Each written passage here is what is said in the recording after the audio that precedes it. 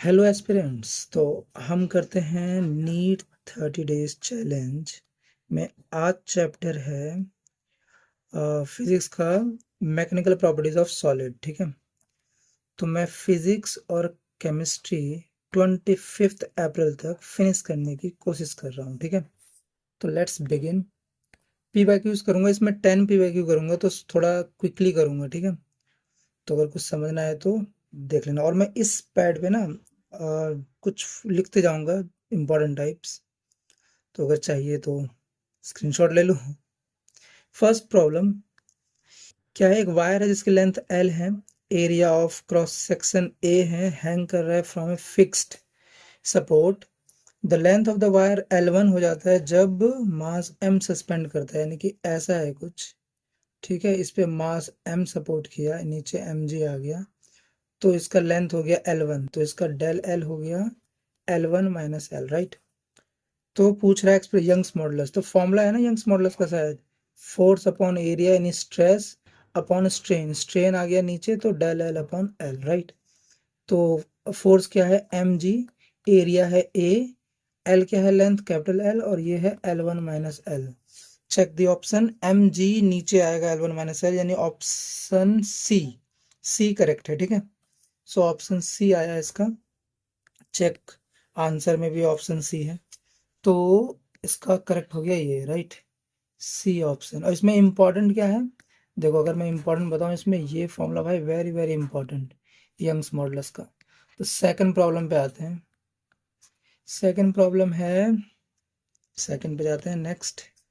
तो नेक्स्ट है stress strain curve के बारे में पूछ रहा था। तो वो कर्व याद है वो किसका था, वो बनाया हुआ किसी मेटल का था शायद बनाया हुआ, कुछ ऐसा होता है, ऐसे जाके फिर ऐसे हो जाता है, राइट।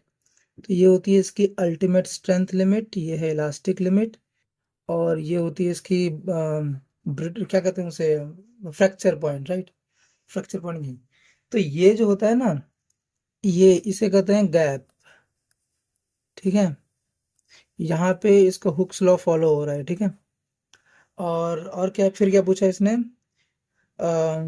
हाँ, तो एक्स और वाई दो मटेरियल है, ऑब्जर्व किया ultimate strength fracture point very close है एक्स के लिए। यानी देखो एक चीज होती है गैप में, ये जो इसका फ्रैक्चर पॉइंट है ये स्ट्रेंथ लिमिट है, तो इन दोनों के बीच में जो गैप अगर ज़्यादा होता है तो वो होता है डक्टाइल, और अगर गैप उनके बीच में कम होता है यानी कि ब्रिटल पॉइंट, फ्रैक्चर पॉइंट पास में होता है, तो वो ब्रिटल होता है। अब इसमें देखो ऑप्शन में क्या है, एक्स वाला कंपाउंड कैसा है, मटेरियल वेरी क्लोज, यानी इसमें गैप कम है, तो ये एक्स है ये वाई है, तो एक्स हमारा ब्रिटल है और वाई हमारा डक्टाइल है। पूछा किसके बारे में, एक्स और वाई क्या है, एक्स हमारा ब्रिटल है, वाई डक्टाइल है, ऑप्शन सी हो गया करेक्ट, ऑप्शन सी करेक्ट। ठीक है, सो ऑप्शन सी आ गया। तो इसमें ये वेरी इंपॉर्टेंट, गैप के बारे में, डक्टाइल के बारे में, ऑप्शन सी इज करेक्ट, इसमें भी सी इसमें भी सी। ठीक है, नेक्स्ट आते हैं क्वेश्चन नंबर थर्ड पे। तो नेक्स्ट करो। तो क्वेश्चन नंबर थर्ड क्या है, फोर्थ लिखा है इसमें, यंग्स मॉडुलस स्टील का ट्वाइस है, ओके डेट ऑफ ब्रास। दो वायर है, सेम लेंथ है, सेम एरिया है, एक स्टील है एक ब्रास का, सस्पेंड किया सेम रूफ से। if we want the lower end of the wires to be at the same level, यानी उनका डेल एल सेम हो, तो वेट्स उन वायर्स में किस रेशो में होगा। वेट्स यानी कि फोर्स की बात कर रहा है, तो फोर्स इक्वल टू क्या हो जाएगा, Young's modulus into area into del L upon L, right, ये हो जाएगा। तो इसने पूछा फोर्स बताओ स्टील और ब्रास के बीच में, तो यंग्स मॉडुलस दोनों का अलग अलग होगा, राइट, ये है स्टील का ये ब्रास का।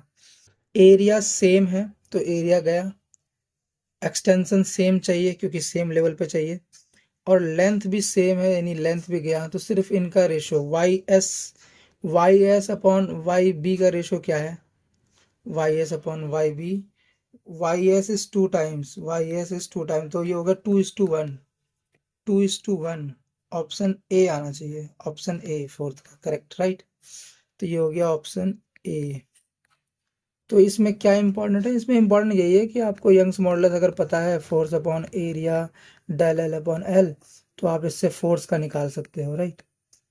सो next question, question number fourth next क्या है, कॉपर, एक कॉपर है फिक्स वॉल्यूम का, उसको ड्रॉन किया गया इनटू ए वायर, अच्छा एल लेंथ की है, तो उसका वॉल्यूम सेम रहेगा, तो एरिया हो गया उस वायर का ए।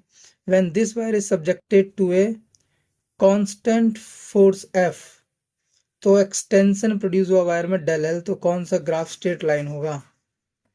तो डेल एल का ग्राफ चाहिए, तो यंग्स मॉडुलस होता है ना, क्या होता है Young's modulus? Force upon area del L upon L, तो मुझे डेल एल का चाहिए, तो del L equals to force upon area Young's modulus upon L, right.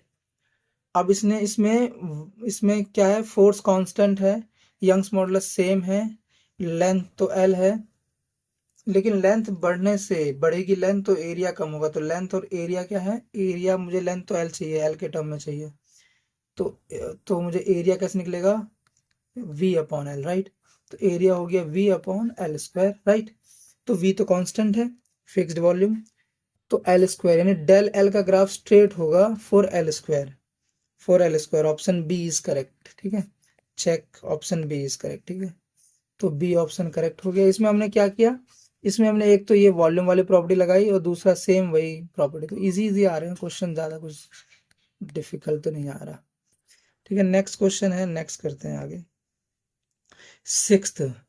तो सिक्स क्वेश्चन क्या है, द फॉलोइंग चार वायर है सेम मेटेरियल के, यंग सेम है सबका, which of these have the largest extension, तो डेल एल क्या होता है, अंडर सेम टेंशन, ओके, तो डेल एल होता है force upon area Young's upon length, right. Young's दोनों का सेम है सबका, फोर्स भी सेम है, तो एल अपॉन ए चाहिए बस, तो डायमीटर दे रखा है तो वो भी डायरेक्टली प्रोपोर्शनल, हमें सिर्फ डायरेक्टली निकालना है सबका, तो पहले वाले का डायमीटर यानी स्क्वायर में चाहिए, तो लेंथ हो गया 100 अपॉन 1 का स्क्वायर यानी कि 100, दूसरे का रेशो क्या आ रहा है 200 अपॉन 2 का स्क्वायर 4 यानी कि 50, तीसरे का है 300 अपॉन 3 mm, तो 3 का स्क्वायर 9, तो कितना आया 1/3 यानी 33%, और इसका आया 50 अपॉन 0.5 यानी कि 25 का स्क्वायर उधर 200, सबसे क्या पूछा, सबसे ज्यादा, तो डी में, तो ऑप्शन डी करेक्ट होना चाहिए, डी, ठीक है, तो डी हो गया इसका, ठीक है। नेक्स्ट आते हैं, next question seventh, six seventh जो भी है, question number 6 7, if the ratio of diameters length and Young's modulus steel and copper wire का पी क्यू दिस है, ओके, तो corresponding ratio of increase in their length यानी del L का ratio पूछा जा रहा है, फिगर भी है, अच्छा स्टील पहले है कॉपर बाद में है, तो एक काम करो, इसको क्या होता है डेल एल, होता है force upon area into Young's upon length, right. तो मुझे किसका निकालना है, रेशो निकालना है स्टील एंड कॉपर का, तो del L for steel del L for copper equals to, force same है क्या, नहीं, तो force on steel upon force on copper into length on steel upon length on copper, और ये इन्वर्सली है तो area of copper upon area of steel, और Young's of copper upon Young's of steel, ये आएगा, राइट। तो force force क्या है यार, देखो कॉपर पे तो लगेगा 5 mg, तो पहले स्टील का पूछ रहा है, स्टील का हो गया 7, total mass 7 mg upon 5 mg, और लेंथ का रेशो है Q, तो Q स्टील पहले है ना, हाँ स्टील पहले है, और अगर ये उल्टा कर दो तो ये है डायमीटर एरिया, तो इसका स्क्वायर यानी 1/p का स्क्वायर, यंग्स मॉडुलस भी उल्टा है तो 1/s, तो ऑप्शन आ गया 7Q upon 5 SP square, 7Q upon 5 SP square, option C आना चाहिए इसका, सी, सेवंथ का सी करेक्ट है, ठीक है, तो सी हो गया इसका। इसमें इंपॉर्टेंट क्या है, इसमें इंपॉर्टेंट है भाई ये फॉर्मूला याद रखना, फॉर्मूला यार यंग्स का याद रखो, उसी से सब निकल रहे हैं, तो और रेशो बनाना आना चाहिए कि देखो अगर डायरेक्टली प्रोपोर्शनल है तो एज इट इज रेशो आ जाएगा, इनवर्सली है तो अपोजिट हो जाएगा, राइट, तो रेशो लेके डायरेक्टली मैंने कर दिया।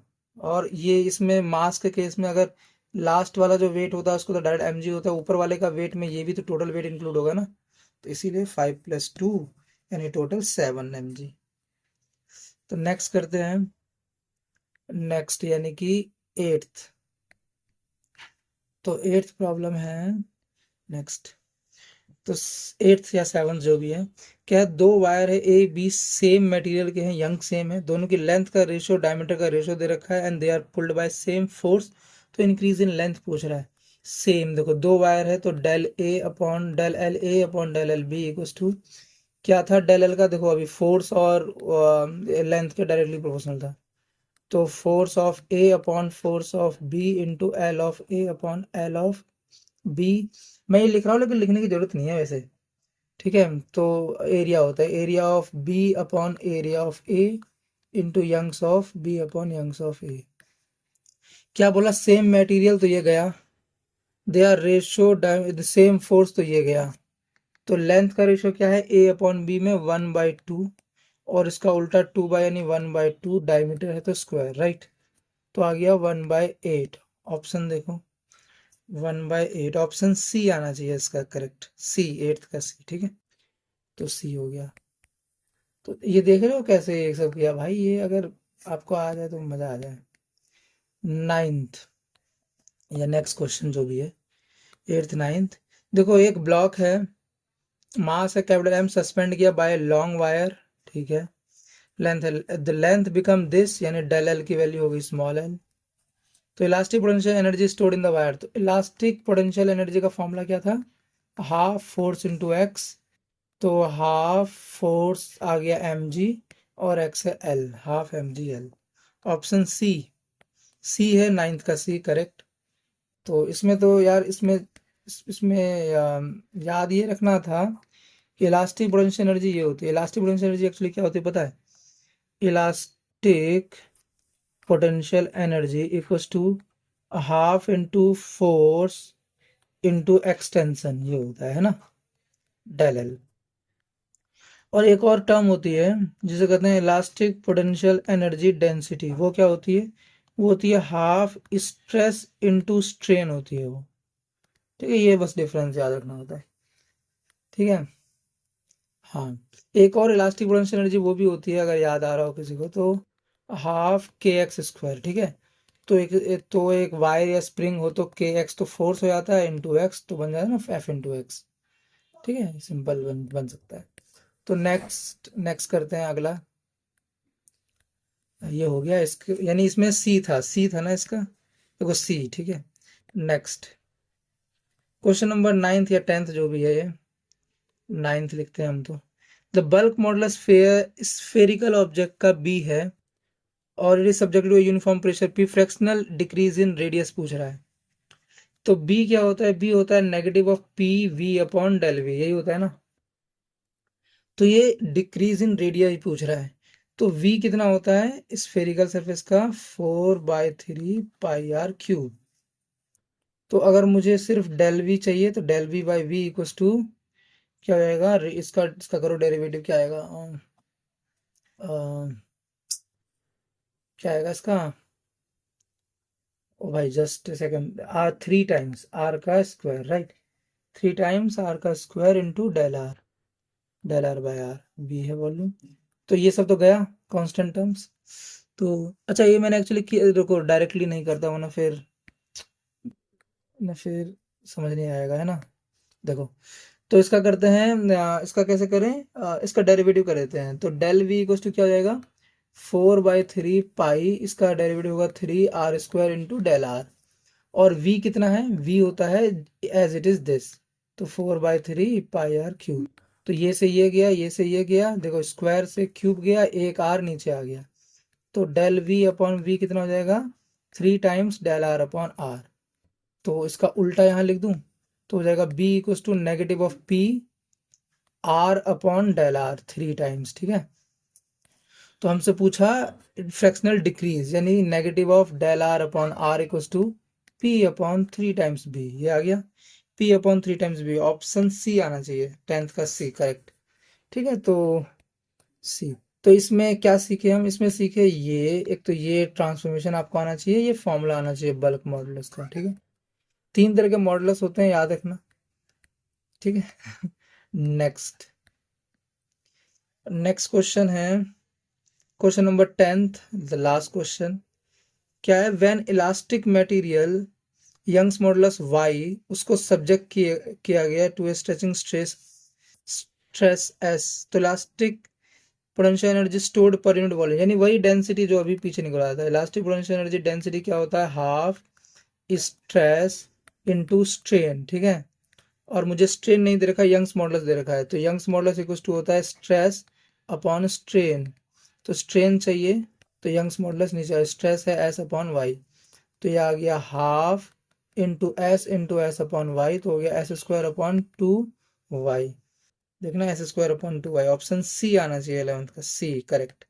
तो हमने सारे क्वेश्चन कर लिए, राइट, तो इसका सी आ गया। इसमें इंपॉर्टेंट क्या है, ये फॉर्मूला मैंने बताया ना इंपॉर्टेंट है। तो देखो इस चैप्टर में ना मेनली 2-3 तरह की चीजें पूछी जा रही है। एक तो आपको ये फॉर्मूला याद होना चाहिए, एफ अपॉन ए डेल एल एल, ठीक है। एक तो ये फॉर्मूला पता होना चाहिए, बल्क मॉडुलस का फॉर्मूला पता होना चाहिए, P del V upon V, ठीक है, फोर्स अपॉन एरिया हो जाता है, ठीक है। ठीक है, और अगर उससे उसका एक शेयर मॉडुलस, ठीक है उसको छोड़ो, rigid modulus, bulk of rigid, उसको भी गोली मारो। मैं अभी बात कर रहा हूँ, ये दोनों फॉर्मूले आपको पता होना चाहिए। तीसरा, ये जो क्या कहते हैं, एक जी भी होता है ना, तो छोड़ो उसके बीच में, मैं बोल रहा हूँ कर्व के बारे में भी पता होना चाहिए, कर्व, ये जो कर्व है ना, ये वेरी वेरी इंपॉर्टेंट, ठीक है। ये शायद देखो एनसीईआरटी में 2 कर्व बनाए हुए थे, एक तो अओर्टा का था बनाया हुआ, ठीक है, वो बहुत, हाँ याद कर लेना, अओर्टा का था ये शायद उसका कंडक्टर्स का बनाया हुआ है, मतलब बेसिक मेटल्स का बनाया हुआ है ये, ठीक है, ये कर्व। तो ये रीजन होता है Hooke's law, reason Hooke's law follow होता है, ये इसकी इलास्टिक लिमिट होती है, ये अल्टीमेट स्ट्रेंथ होता है, फिर उसके बाद डिक्रीज करते जाता है और एक फ्रैक्चर पॉइंट आता है, उसके बाद ब्रेक डाउन हो जाता है। तो ये गैप के बारे में याद रखना, इस गैप के बारे में, इसे प्लास्टिक रेंज भी कहते हैं इसको, क्योंकि यहाँ पे अगर चीज एक इलास्टिक लिमिट के अगर बाहर चली गई ना एक बार चीज, तो फिर वो रिटर्न नहीं, डिफॉर्म वापस नहीं आ पाएगी, ठीक है, रीफॉर्म वो अपना बॉडी रिकवर नहीं कर पाए, रिस्टोरिंग फोर्स एनफ नहीं होगा वापस आने के लिए, ठीक है। हाँ तो ये याद रखना। और क्या होता है अच्छा ये पता है, ये स्ट्रेस स्ट्रेन कर्व है, ये स्ट्रेस और स्ट्रेन कर्व है, ये भी पूछ सकता है उल्टा पुल्टा। और क्या पूछता है इस चैप्टर में, देखो पॉइजन रेशियो तो पूछता नहीं है ज्यादातर। हाँ एक इसमें एक वो भी होती है, स्ट्रेंथ लिमिट होती है ना, ऐसे करके कोई टर्म आता है स्ट्रेंथ लिमिट, ये ना स्ट्रेस को ही कहते हैं, स्ट्रेस को ही कहते हैं, ठीक है, याद रखना। और और तो ज्यादा कुछ ऐसा है नहीं इस चैप्टर में, हाँ इस चैप्टर में ज्यादा कुछ ऐसा है नहीं। चलो ठीक है, इतना कर लो, ओके, साइनिंग ऑफ।